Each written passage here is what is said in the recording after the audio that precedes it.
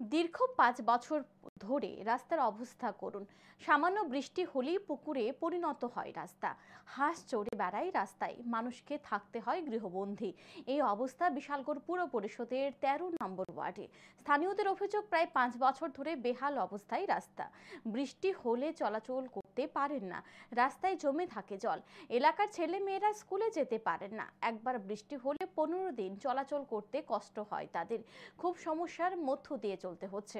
এলাকার কাউন্সিলর ব্রজগোপাল দেবনাথের দেখা মেলেনি একবার। অভিযোগ, ভোটের পর তিনি এলাকায় যান না। স্বাভাবিকভাবেই সমস্যা পীড়িত মানুষ কার কাছে সমস্যার কথা বলবেন বুঝে উঠতে পারেন না। তারা চাইছেন দ্রুত রাস্তা সংস্কারের যাতে এগিয়ে আসে পুর পরিষদ।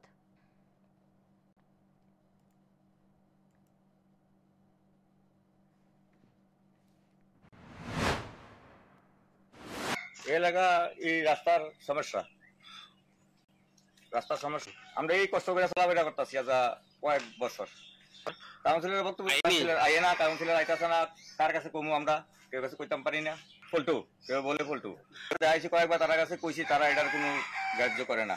আমরা এই কষ্ট করে চলতেছি আজ দীর্ঘ বছর। আমরা রাস্তাটা একটু সুন্দর করে মেরামত করে দাও। আমরা ফ্যামিলি আছি, ১০-১২ ফ্যামিলি আছি। আমরা রাস্তায় কিছু কাজ করতেছে না, কিন্তু কিছু না। এরকম রোদ্রের ভিতরে এই অবস্থা, হাঁটা চলা করতে পারতেছে না। স্কুলে বাচ্চারা যাইতে পারতেছে না, এরকম অসুবিধা। আর কিন্তু আজকে বিগত ৫ বছর ধরে রাস্তার এই অসুবিধা হইতেছে। কিন্তু যাওয়া একটু কাজ করছে, কিটা কাজ করছে তারাও জানে, আমরা কিন্তু হাঁটতে পারতেছি না।